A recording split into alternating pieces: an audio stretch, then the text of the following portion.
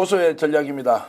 헌법학자 김혜원 교수와 함께 지금 현재 마은혁 후보 임명을 하고 있지 못하는 지금 헌법재판관과 관련해서 다른 방법이 있다. 그것이 무엇이냐? 여기에 대해서 집중적으로 논의를 하려고 합니다. 결론 먼저 말씀드리면 우원식 국회의장이 마은혁 후보를 헌법적으로 임명하는 것이 문제가 없다라는 파격적인 제안을 여러분들께 하겠는데요. 자, 지금 마은혁 후보 임명도 매우 중요한 이슈입니다. 이 내용 김 교수님과 함께 깊이 따져보겠습니다. 어서 오십시오. 자, 최상목이 이제 선별적으로 임명을 해버렸어요. 그래서 이제 헌법재판소는 8인 체제가 되긴 했지만 마은혁 후보 이거 어떻게 하느냐, 이 문제를 어떻게 하느냐 굉장히 이제 중요한 사안이 되어 있는데요. 자, 지금 민주당은 압박하고 있고 국회의장은 자, 권한쟁의 심판을 통해서라도 임명을 해야 한다라는 것인데 좀 차근차근 살펴보겠습니다. 일단 최상목 부총리가 선별적으로 임명한 것 위헌적입니까? 아닙니까? 위헌입니다. 위헌입니까? 네. 자, 그러면 위헌이라고 하면 위법과는 좀 다르다 이렇게 볼 수도 있습니까? 뭐 이론적으로 다르긴 합니다. 한데 예. 그 헌법에도 반하고 예. 헌법재판소법이라는 법률에도 반한 것이다. 그래서 위헌 위법 다 갖췄다 이렇게 자, 생각합니다. 위헌 위법을 다 갖췄다. 그러면 그것 때문에 선별 임명이 본인의 탄핵 사유도 될 수 있다라고 이제 또 갈 수가 있겠네요. 예, 탄핵 사유입니다. 자, 그러면 이것이 왜 위헌인지 먼저 설명을 좀 해주시죠. 예, 그 말씀 드리려고 하면 그 전에 이제 그 국무위원의 지위를 조금 이야기를 드리겠습니다. 그 대통령 지금 최 부총리는 대통령의 권한을 대행하는 국무위원이지 않습니까? 그러면 대통령 자신이 자신의 권한을 행사하는 경우, 그 다음에 그것이 아니라 국무총리가 대통령의 권한을 대행하는 경우, 그리고 국무위원이 대통령의 권한을 대행하는 경우, 이 세 가지 우리가 잘 생각해 볼 수 있는데 이 경우에 각각 권한의 행사, 방식, 내용, 범위, 강도 이런 것들이 다 똑같은가라고 한다면은 그렇지 않다라고 저는 생각을 합니다. 그렇기 때문에 또 실제로 뭐 소극적만 권한 대행의 역할에서는 소극적만 한 행위에 멈춰야 된다 이렇게도 이야기를 합니다. 그런데 이러한 논의들의 가장 근본에 놓여 있는 기본 바탕은 민주적 정당성의 크기입니다. 민주적 헌법 국가에서 자신이 행사하는 그 권한은 그 국민들로부터 선출된 것이고요. 기본적으로요. 그럼 이 국민들로부터 선출된 이 거리 혹은 그러한 선출을 이루는 사슬의 그 거리가 가까우면 가까울수록 더 큰 권한들을 행사하는 것이 원칙인 것이거든요. 그러면 대통령은 그 행정부 수반으로서 국민으로부터 직접 선출된 자입니다. 그래서 대통령은 기본적으로 행정부 수반으로서 입법자가 만든 법률을 잘 집행해야 할 의무 책임이 있지만은 그렇지만은 법률 집행 과정에 있어서 굉장히 폭넓은 형성 내지는 정책과 관련된 재량의 범위가 굉장히 많습니다.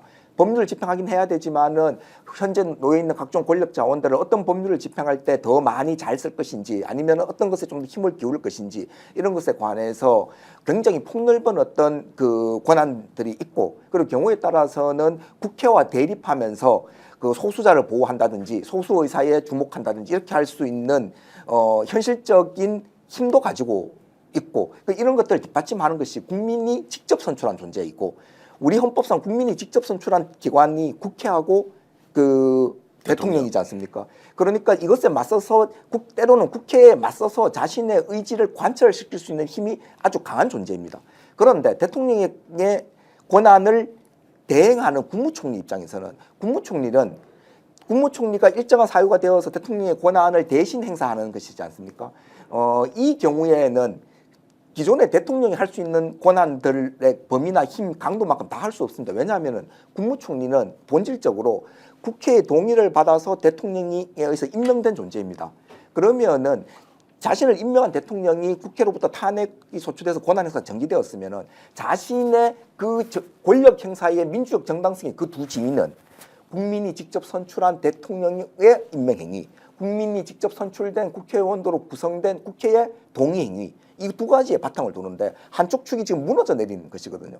그러면은 대통령보다 훨씬 더 국회를 존중하면서 국회 의사에 따라서 그리고 다른 헌법기관들을 존중하면서 권한들을 조심스럽게 행사를 해야 됩니다. 그런데 전 한덕수 그 국무총리 같은 경우에는 헌법재판관을 임명하지 않고 국가인권위원회 사무처장은 임명을 하고 이 거꾸로 된 행태들을 이제 보인 것이죠, 실제로는요. 그래서 권한 대행으로서도 그 역할을 제대로 하지 않았다. 그래서 이런 것들이 쌓여서 어쩜 지금 탄핵된 상황들이고요. 그런데 그러면 국무위원인 그 최 부총리가 지금 대통령의 권한을 대신 행사하고 있지 않습니까? 그러면 이 국무위원의 지위는 국무총리보다 자신의 재량을 발휘할 수 있는 가능성이 훨씬 더 작습니다. 어쩌면은 최 부총리는 대행이어서 그 권한 행사 제한된다 이렇게 이야기를 하는데 대행이라는 이런 말은 존재하지 않거든요. 네. 본인도 대통령 권한 대행이요. 대통령의 권한을 대행하는 국무총리의 권한을 대행하는 자가 아니라 헌법상 대통령의 권한을 대행하는 자인데 네. 하지만 본인은 국무총리가 제청 행위를 해서 대통령부터 임명받은 존재거든요.